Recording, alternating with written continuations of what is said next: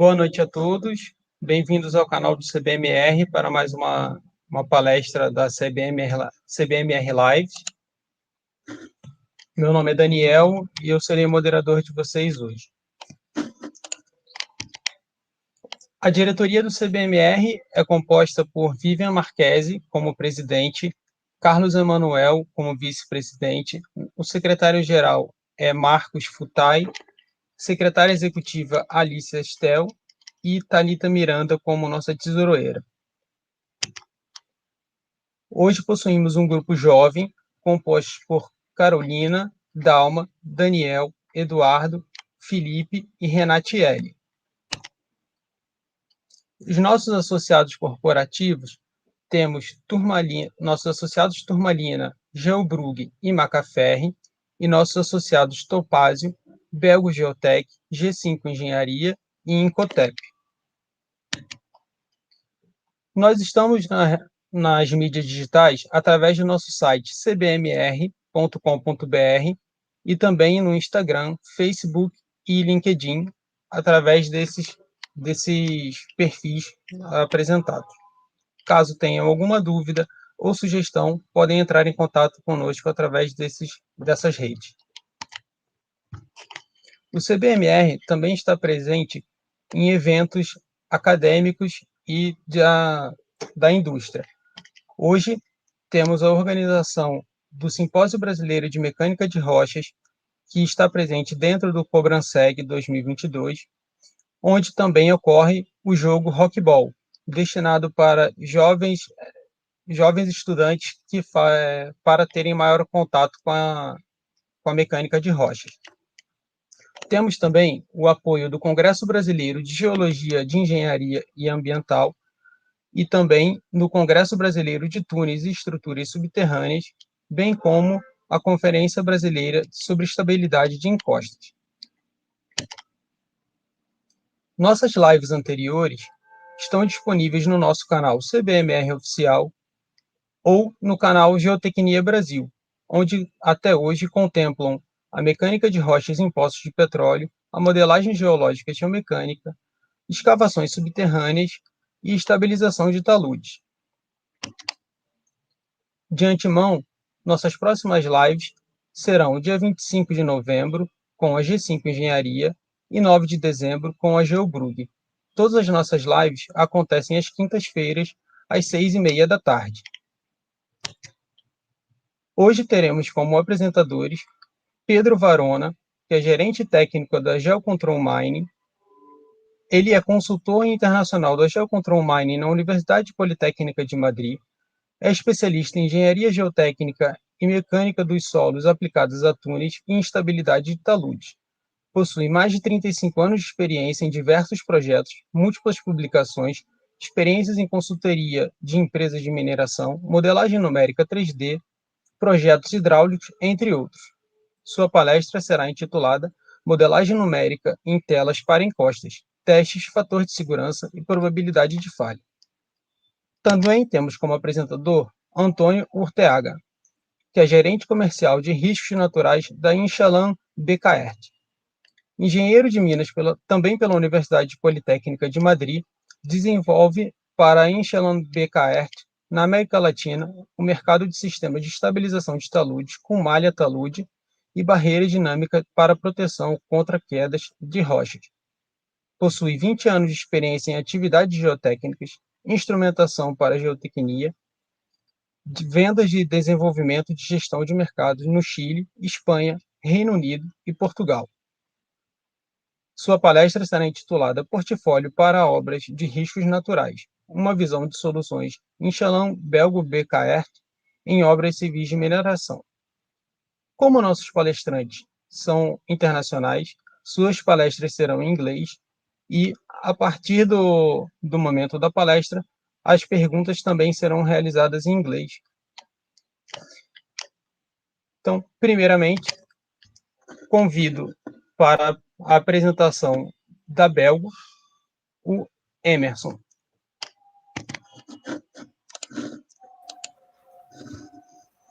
Boa noite, Emerson. Boa noite, Daniel. Boa noite a todos os nossos pessoal que está nos assistindo. de primeira mão, agradecer mais uma vez e parabenizar o CBMR pelas lives, que estão sendo muito produtivas e certamente contribuindo bastante com o nosso segmento de geotecnia. Hoje aqui nós gostaríamos de apresentar, né, um pouquinho de quem é a Belgo GeoTech. Belgo GeoTech é um segmento da Belgo Bekaert Arames para atuação na geotecnia, usando todo o portfólio do aço dentro do grupo Belgo Bekaert.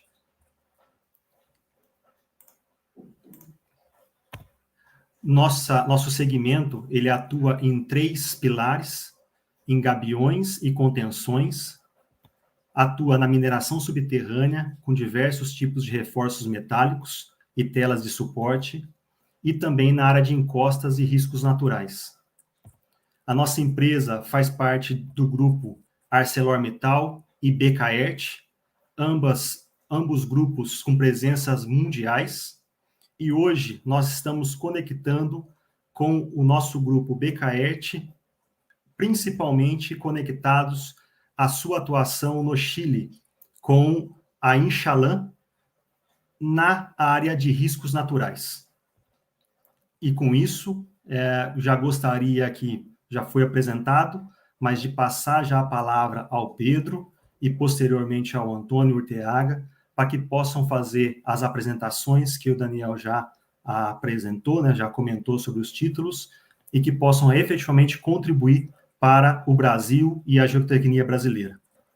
Boa palestra a todos.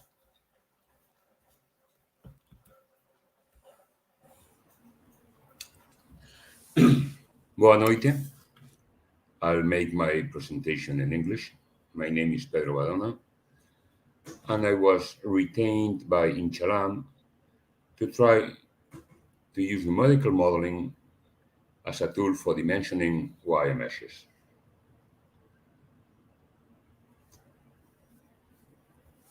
The process we followed, and that I'll explain in this presentation, first was try to reproduce lab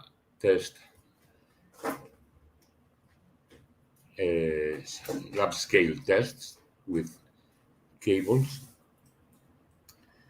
Then try to simulate the interaction between the mesh and the ground to finally end up with a dimensioning tool for the meshes. We had, typically, you have 2 types of tests. One in which 3 sides of the mesh are fixed and you pull it in one direction. And the other one is a punching problem where you fix 4 sides of the mesh and you apply a vertical load. We added a third kind of test, which I think is quite unique, in which these 2 sides are free. This helps us understand the anisotropy of the mesh. I'll explain that later. We have 3 different meshes from Inchalam, and we had some bibliography data for other meshes.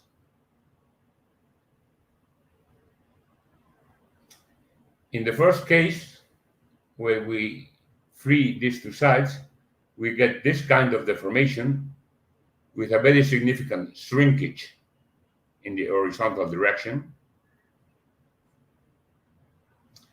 Second kind of test is more traditional, where these 3 sides are fixed, so you finally only obtain rupture in this area of the mesh. And the third type of test is a punching test, in which you have a plate where you load it vertically. This is the kind of deformation you get until you get failure in the mesh. We were able to reproduce both the load at failure and what we modeled in FLAC, pretty good agreement between different tests. And not only the ultimate load, but also the deformation prior to the load.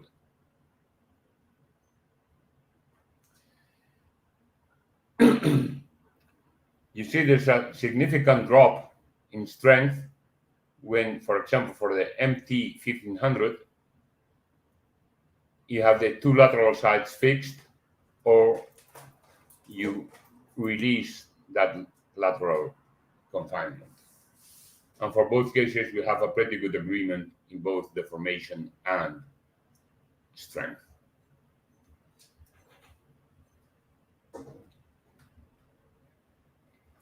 Initially, we thought we could use some kind of shell element or 2D plate element to reproduce the mesh. But we ultimately decided to use a pile type element in FLAC 3D, which is a 1D element, really a cable,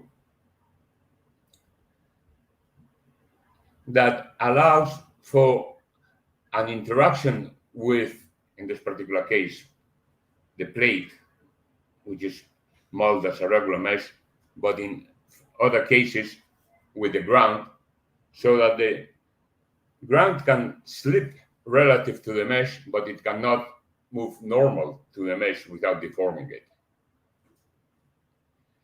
And we found that this behavior was much more adequate than trying to use a membrane element or a shell type element. And the main reason is that the actual geometry of the mesh controls how the forces are applied, or even we could say the Poisson ratio of the mesh, which is not constant. So this is a large, by definition, a large strain problem where as you deform the mesh, the reaction forces, or the ratio between the horizontal forces and the vertical applied load for a confined test varies with the strain. This is just an analytical simulation of that geometrical problem. And this is what we get for a confined mesh, laterally confined and also confined in this direction. We're only pulling it in the vertical direction. And this is the ratio between average horizontal force and average vertical force. Initially, when we start out with a square mesh, this ratio is 1, going back. A force that I apply here will translate into the same magnitude in this direction. But as the mesh deforms, this angle of the cable changes, and therefore the ratio between horizontal and vertical force changes.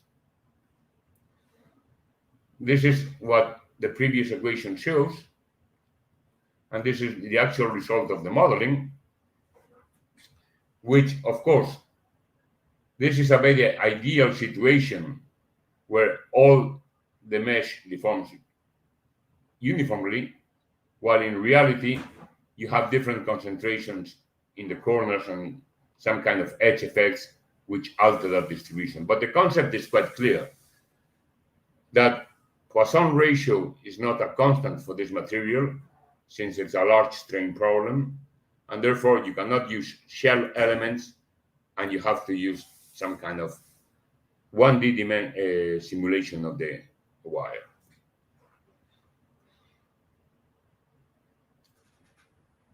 Another issue that comes naturally when you model it with 1D elements, and it's difficult to introduce when using shell type elements, is what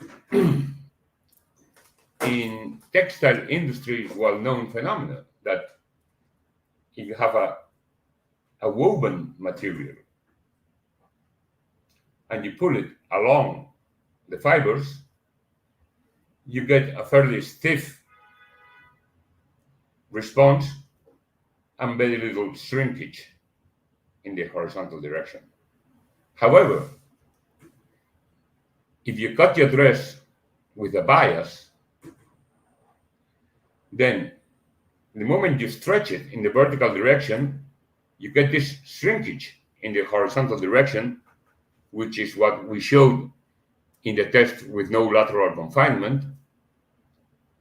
And you get, in particular, a better fit to the body. So this is the actual test with no lateral confinement, and this will be the numerical equivalent. If you start the test here,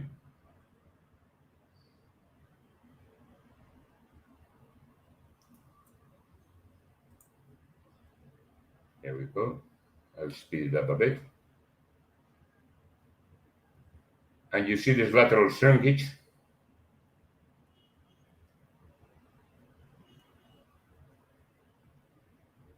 It's quite a bit prior to failure. That happens in this lower portion of the mesh.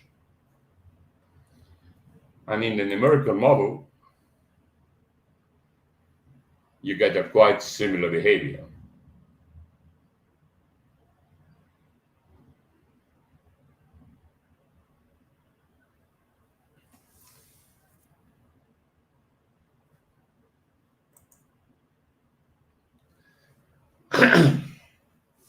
So once we were satisfied that we were able to reproduce the tests in the lab scale, we went on to study the interaction between the mesh and a soil, in this case a granular material.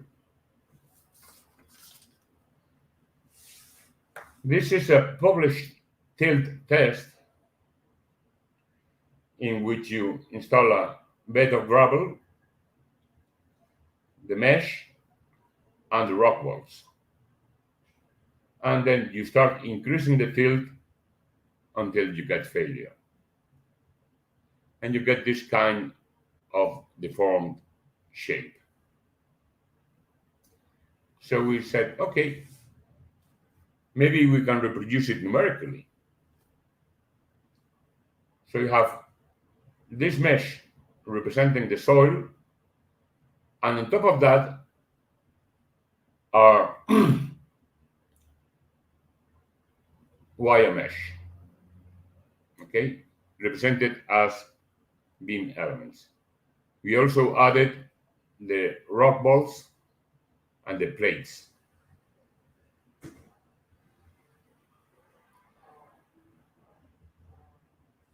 Without support, you get this kind of behavior. As you start tilting the material, you get the soil flowing. Of course, this is a large strain simulation. And this kind of failure mechanism is similar to what has been published of sliding in this surface and then across the material. When we add the mesh and the support, we do get similar deformation patterns as measured in the lab, in the large-scale tests, and we can start tilting the block until eventually the mesh fails. You can see here how this granular material can move in the direction parallel to the mesh, so that displacements in both are not necessarily the same. The mesh will only prevent displacement in a direction normal to the mesh, but material is free to flow parallel to the mesh.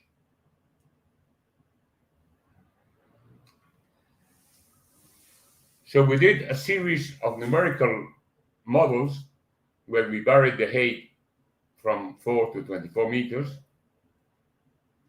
the inclination from 30 to 90 degrees. Eventually, for some combinations of material, failure occurred before reaching vertical orientation.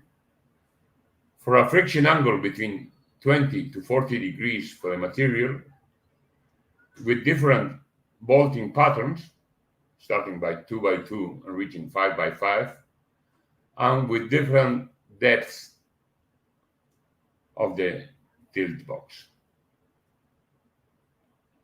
We run a combination of this, and then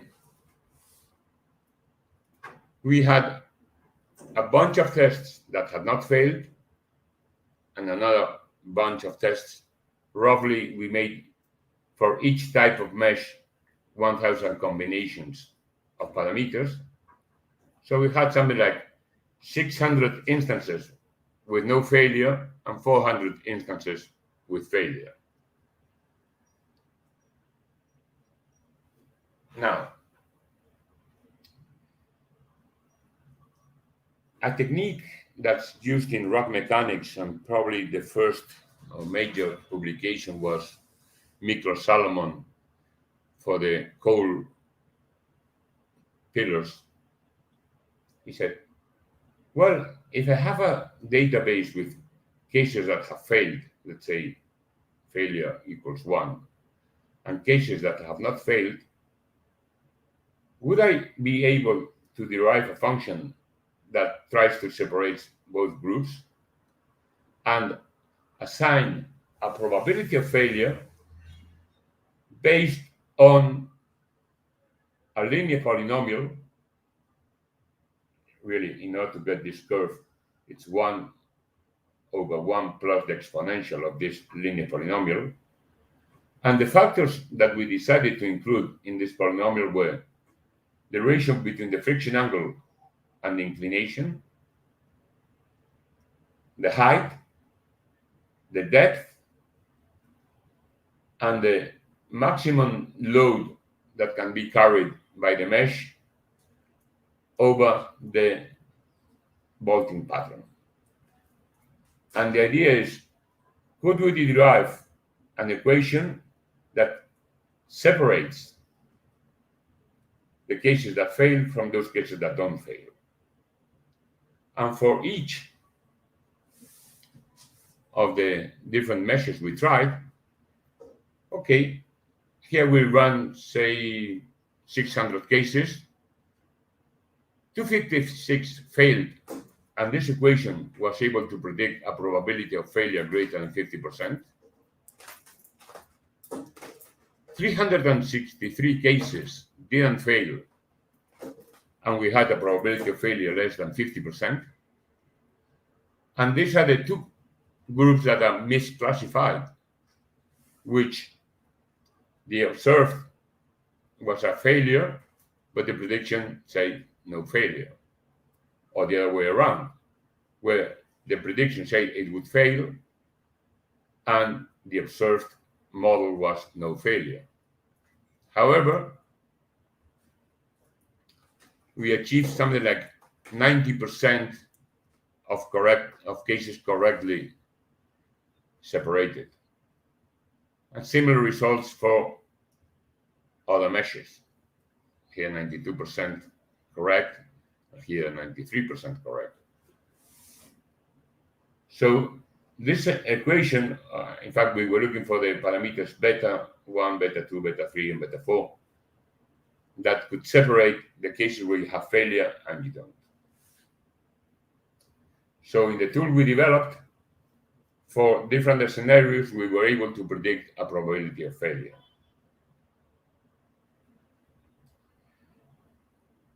Our client, Inchalam, also wanted an estimate of a factor of safety, so we derived this function that links probability of failure, with 50% being a factor of safety of 1, with factor of safety. And the end product, this is still a prototype, where you choose your type of mesh, the height of the slope, the friction angle of the material that has to be contained, the depth, the slope, bolting pattern, set of conditions. We extended this analysis to include seismic acceleration in a pseudostatic manner, which here in Chile is required by law, and also the case where the slope is saturated and, of course, the factors of safety drop. So we ended up calculating a probability of failure and a factor of safety based on the previous slide. So with very little information, you can determine what kind of mesh you need with what bolting pattern, and in order to achieve a desired factor of safety. And this is essentially all I have to say for today, and I think we'll have questions later. Thank you.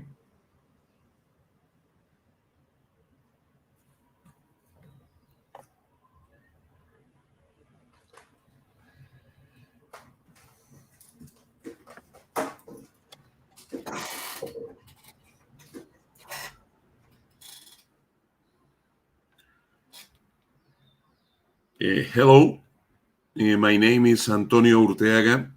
I am in charge of the department in Inchalam of Natural Hazards, and I'm going to talk about our systems. Okay.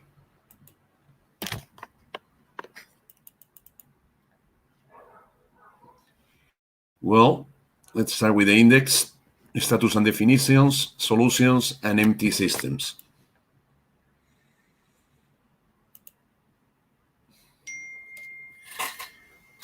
Well, we are dealing with the probability that a portion of land may be affected by a variety of natural phenomena.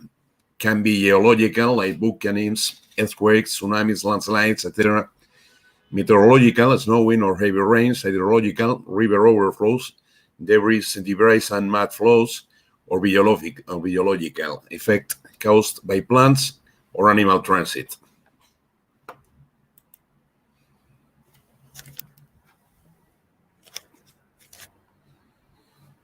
Okay, well, this is a video, if you can play. This is in Colombia, a collapse of a slope.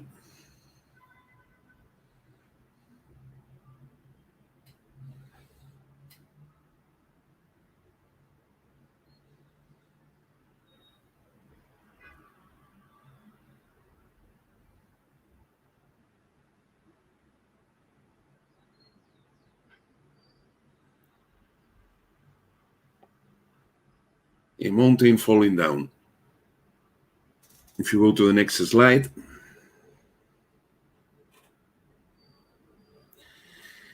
This is a quarry, and this is a problem of design, not taking into account the geological and the geotechnical parameters of the ground.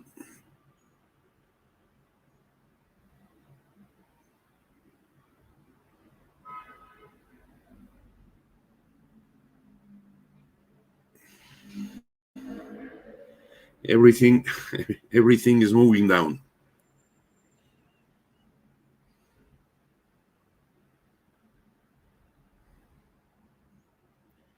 First case, we had not a protection. This case, second case, the design is wrong. And if you go to the next, this is in Colombia also. This is the entrance of a tunnel that they were to be constructed. And look what happens.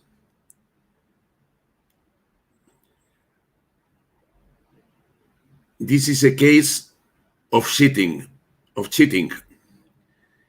because you can see it was supposed to have bolts. There are no bolts, so they were cheating. And you cannot cheat the nature or the ground. We have another examples here of slope failures. This first one is a combined event, slide and rockfall in Colorado. And this is in Chile, in Cuesta del Pampino and Alto Hospicio, after the earthquake of 2014. Well, you can see more examples.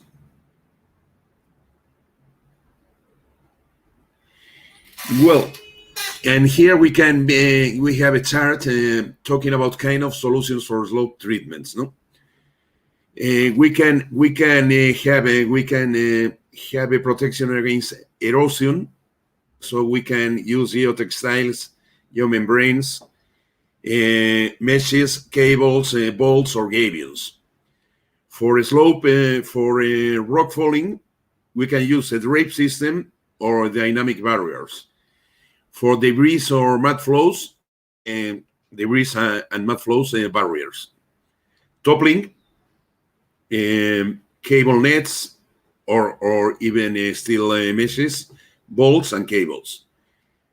And then for landslides, plane along a plane, circular or switches, we can use rock walls, concrete walls, both active and passive, gabions, etc. And our systems with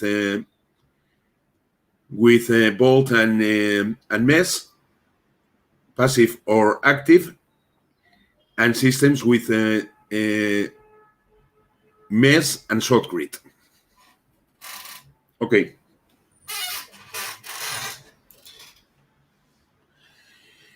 Well, these are the technical features of our empty meshes, manufactured and designed by Inchalam, and that's just information of the geometrical and mechanical properties of the features of the meshes. No, diameter of the wire, steel wire, tensile strength in kilonewtons square by square millimeter, anti-corrosion protection, and geometrical features. Okay. Well, this is a new mesh we are producing, and we are making tests, and will be ready in a few months with a different tensile strength. No, what is very important is that at the ends of the mesh we have this NR knot that prevents that the system fails through this edge of the mesh. This is a laboratory test where we have two different meshes joined by a steel cable, 8 millimeters of diameter.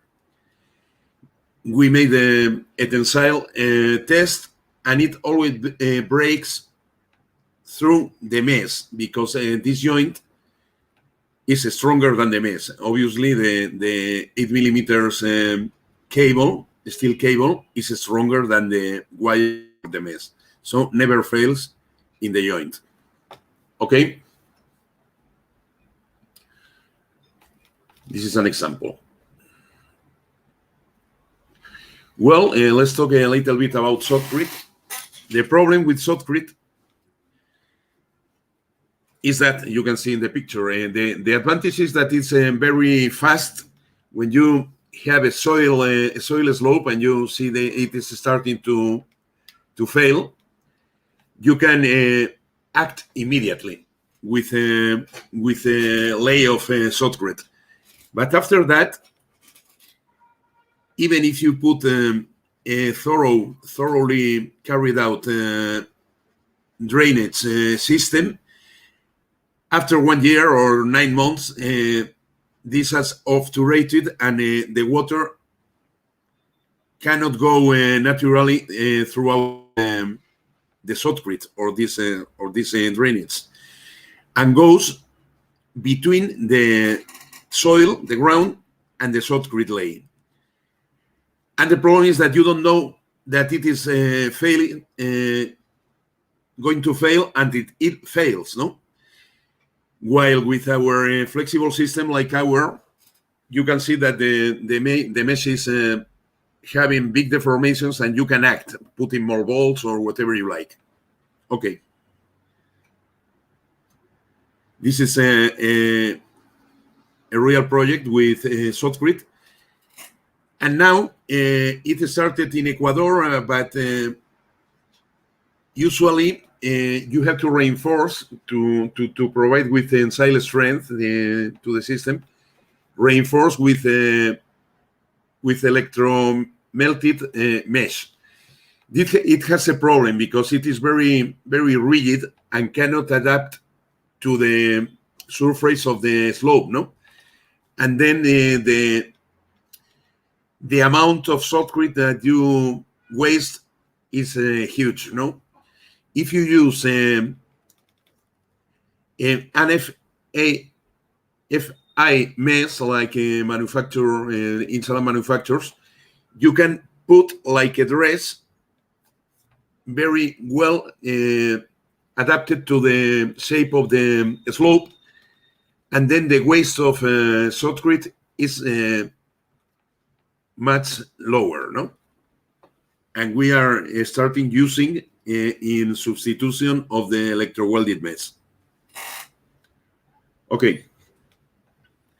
Well, let's talk about the drape system. The drape system is not an stabilization method because you don't stabilize the slope. Just prevent that in the road or in the part you want to protect falls anything from the slope. You put a superior cable with some bolting in the upper part of the slope, and then the same in the lower part down. Then everything that falls from the slope is conducted by the mesh to the bottom. Once the bottom is full of material, you can take the nut, then the plate, put up the mesh, take the material out, and put the plate and the bolt to the bolt and close it again. No, but the problem is that the slope is not protected, and it will go on going worse, and because more and more material will be continue falling. Okay. Well, which mesh we can use for the drape system? No, this is an empiric chart based on experience, and depending of the average diameter of the blocks that can fall, diameters in meters, the inclination of the slope, and the height of the slope, you have the tensile strength that must support the mesh in the vertical direction. No, for example, if you have a slope with 50 meter height, with rocks falling between half and 1 cubic meter, then you need at least a mesh that has a tensile strength in the vertical direction of 150 kilonewtons. Okay. This is an example in Chile, in Central de Hidroñuble, where we protected these slopes with with drape systems.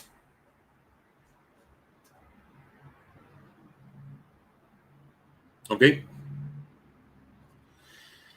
Well, this is an example of system. This was in the north of Chile, in Cuesta Camarones, this was how was the drape put in the on site. It was designed as a protection system with bolts and so on, but to being able to protect a longer distance, they decided put only a drape system with MT6000.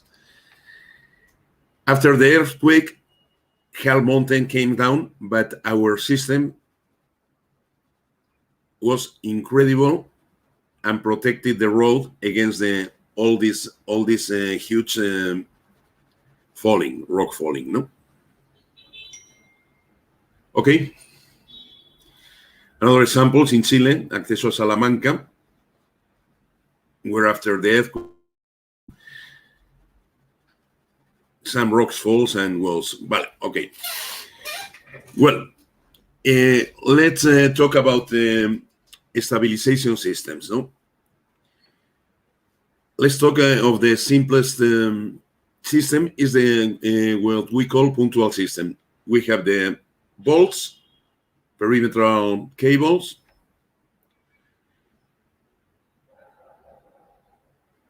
no, please go, and the bolts, no? The problem of this system, as you can see in this drawing, is that the ground pushes the mesh, and the mesh transmit the forces to the plate, and the plate to the bolt. But the mesh interacts directly with the plate, and it will finally fail by punctioning. So you are limited by the punctioning resistance of the mesh. That also depends on the plate you use. The more area has the plate, the more is the punctioning resistance of the system, of the mesh. Okay? This is a chart where you can see, depending on the mesh and the drilling pattern, this is the flexible cable bolts for the corners, and the unit support of the system in kilonewtons metro cuadrado, square meter. You can see with the MT50,000, the maximum you can get with a very intensive drilling pattern of 1.5 by 1.5, you can also get almost 6 tons per square meter. Okay? Well, this is a graphic presentation of that I have told before. Well, examples in Chile of punctual systems with bolts and mesh. More examples. Well, let's talk about reinforced systems. If you want to get a more unitary support of the system in kilonewtons metro square meters, you can use horizontal cables, steel cables that goes below the plate. So now when the ground pushes the mesh pushes the cables, and the cables pushes the plates. There are no direct interaction between the mesh and the plate. So you can forget in that case the punctioning resistance of the mesh, and you can get a higher unitary support in kilonewtons square meter. Okay? As you can see here, the same, the drilling pattern, the mesh, and the diameter of the reinforcers cables. You can see in the sample before of the punctual system, you could get 57 kilonewtons per square meters. Here we can go up 110 kilonewtons per square meter. The figures are higher than in the case before of the punctual systems. Okay. Well, these are examples in Chile. You have the description of the project. here and other interesting data and some pictures of the installation of the systems. Okay. This is also in Chile. Details of installations. Well, the slide before was in Peru. If you can go backwards. No. Forward, no. Yes, this is in the mine, very high, over 5 meters over sea level. And this is with MT 12,000. This protection in Iscray Cruz. Okay. This is near Coyhaique in the north, where we were the dredge system before. Okay. And let's talk a little bit about dynamic barriers. Inchalam dynamic barriers, which are called the BDI. Okay. Well, this is a video you can play. These persons were recording, I think, because of the animal, and see what happened.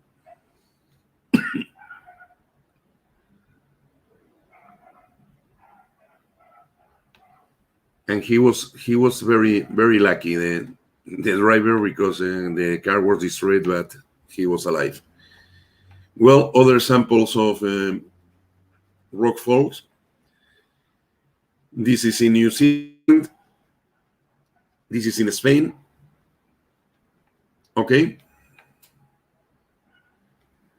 Spain in Asturias. Then there are in the north of Spain, there are a lot of cases of these events. Okay. Well, this is the uses, and this slide talks about it's not in English. Sorry, I had no time to put everything in English. But it says that this can be used in open pit mining, in civil works in general, and to protect houses and whatever you like. No. In the market, you can find barriers from 100 kilojoules to 10,000 kilojoules. We have from 100 kilojoules to 500 kilojoules. Okay. Well, Inchalam carries and had carried out and carries out research and development projects for barriers along with the scientists of the Universidad de Cantabria, Spain. And we own a patent that protects its barriers that cover all requirements from 100 to 500 kilojoules. And our barriers are office installation and maintenance. Okay. Well, you can see the elements. You have the brake elements that dissipates energy by plastic deformation. The top and down cables, and the mess, no, and the posts that supports all the structure. Okay. We have the mess, MT 50,000, the rakes elements that are by deformation, plastic deformation dissipates energy, the base plate, the post, and cables for all the system, no? Okay. Well, we have carried out to certificate the barrier dynamic tests in a real scale, 1:1, following the ETA 027 norm. Okay.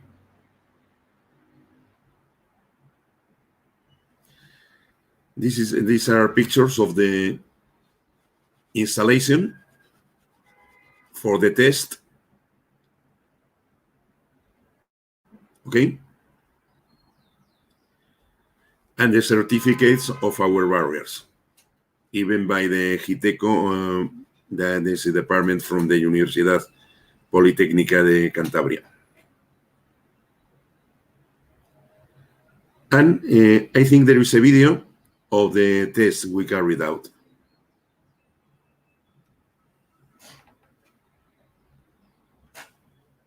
In Cantabria. To get the certification for our barriers.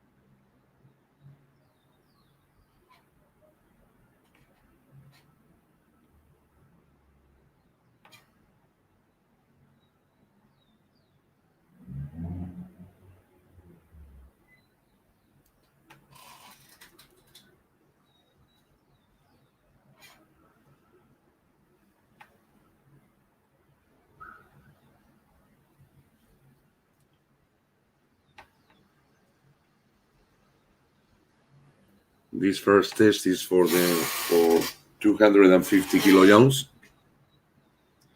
Well, this is a thing that is very useful to destroy a car before you test the system, so people can see how dangerous can be that.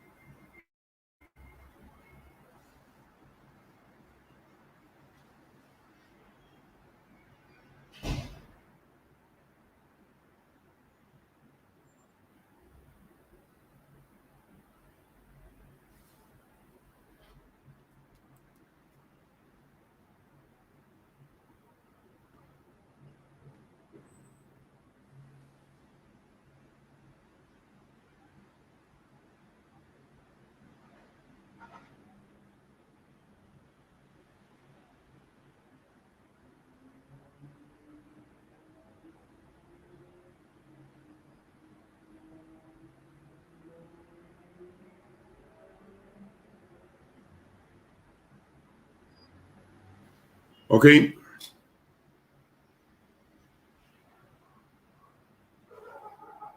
And this is a project that we carried out in Chile to protect this railway. And well, here is the features of the ground, a clay soil with some sand and local instabilities, etc. And there were frequent rockfall to the line that interrupted the traffic. The maximum height of the slope is 35 meters with this inclination. And so they ask us to protect that, no? Okay. This is the material we put because we made here a stabilization, slope stabilization, and rockfall barriers. We installed both things. Okay. There are pictures of the installation process. Okay. They are installing the barriers here to protect the railway. Okay. Here you have the barrier already installed. Okay. More pictures. You can see how looks the barrier once it is installed. And here you have the slope stabilization that we performed here. With it seems that this is a drape system because I can see the bolts here, just the down and the top cables, so you prevent that the rocks falls to the line. Okay. This is one project that we have developed in the last month. This is for an electrical plant in Chile, near Santiago. And we have to protect all these installations from the rocks that can fall from this slope. Okay. You can see there are some rocks that can fall and destroy the substation. And we have studied with a drone also, all the potential hazard and send the proposal to the client, to the customer that they are evaluating right now. We have some huge barriers of 3,000 kilojoules and some slope stabilization systems punctually in some areas. Okay.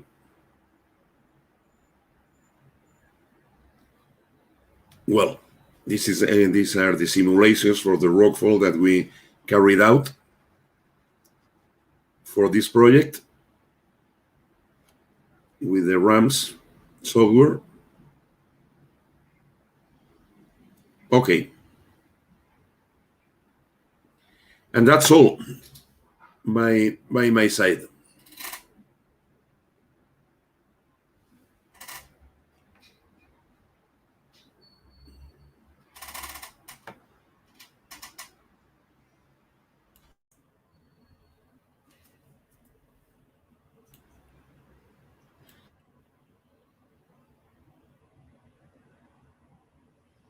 Your micro is closed, Daniel.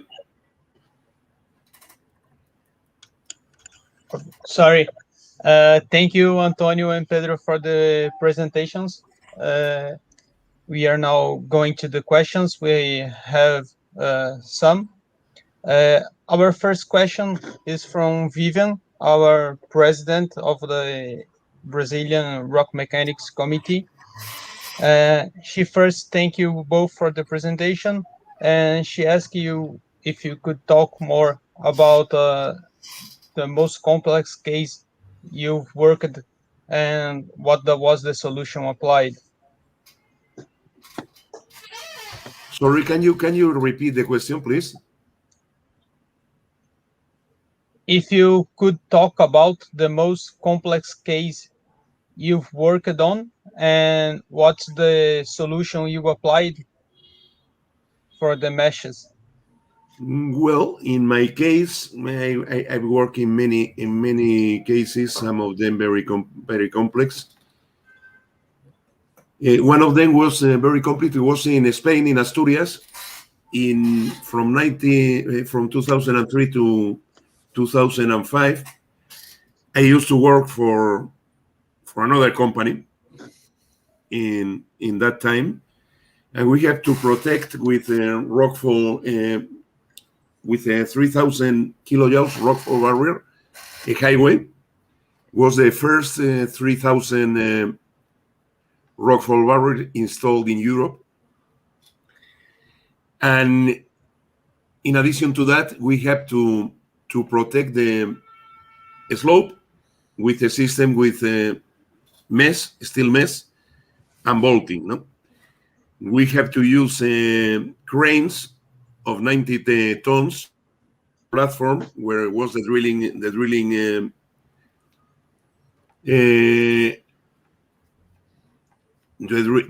equipment on the platform, so that we can drill for the bolting the whole slope. But you have many different cases, no? And there are some that are easy and other really complex.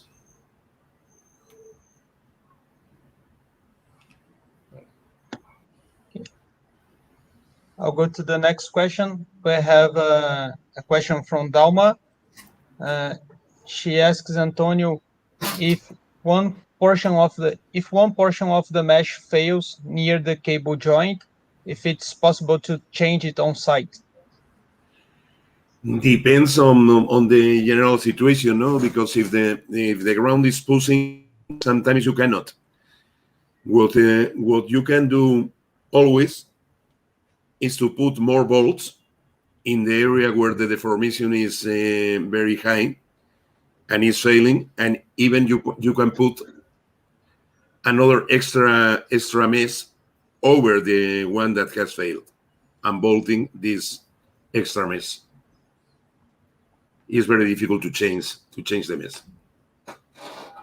In the case of barriers, you can withdraw the rock the big rock that has fallen, and then replace all the elements that need to be replaced. It's easier in the case of a barrier.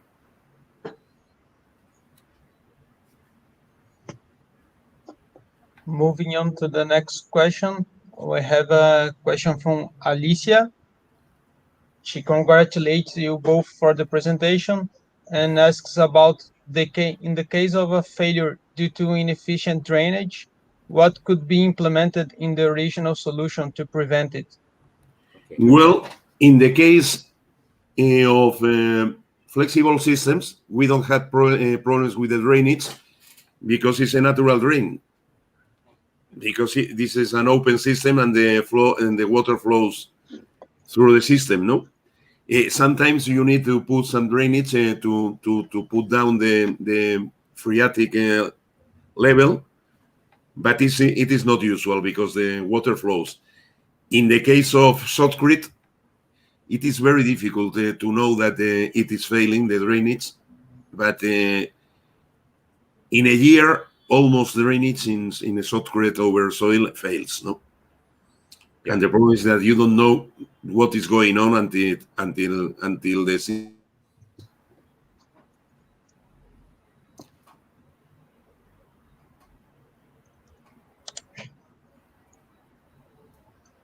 The next question from Christian Morales. He also thanks you both for the presentation.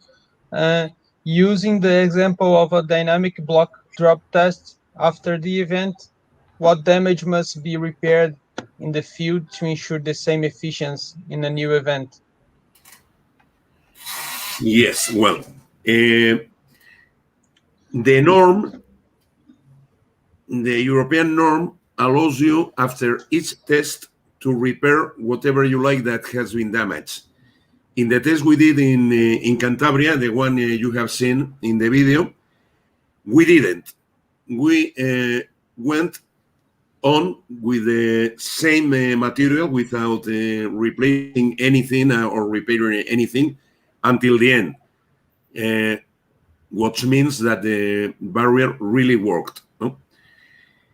In a real case, when you are protecting in a road or a house or whatever, you have to see after a big impact what has failed. No, maybe the brakes element have been exhausted. Work it until total deformation. You have to replace it.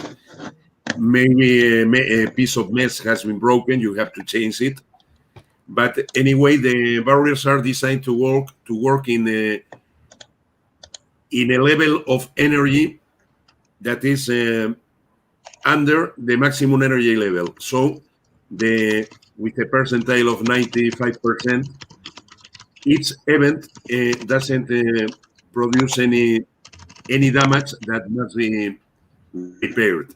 But if you have a barrier of 1,000 kilojoules and a rock of 1,000 kilojoule falls, you will to replace some elements. You have to see on site what do you have to replace.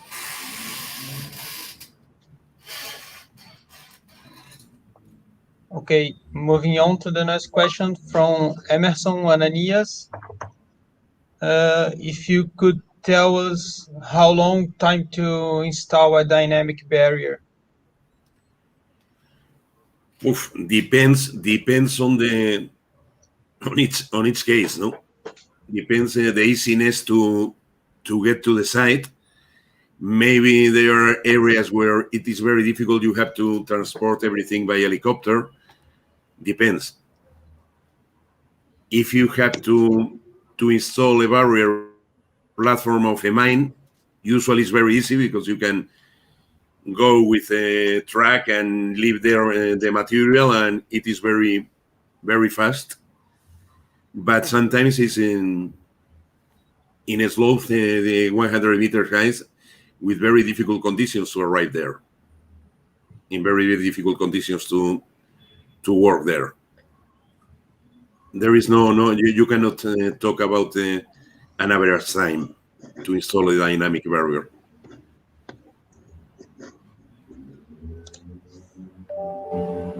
Okay.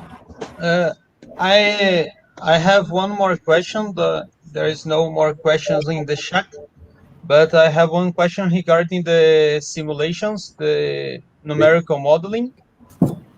I see that you have a great deformation in the numerical modeling, and during the deformation, how do you use your steel material for the simulations? Do you consider the full plastic strain curve?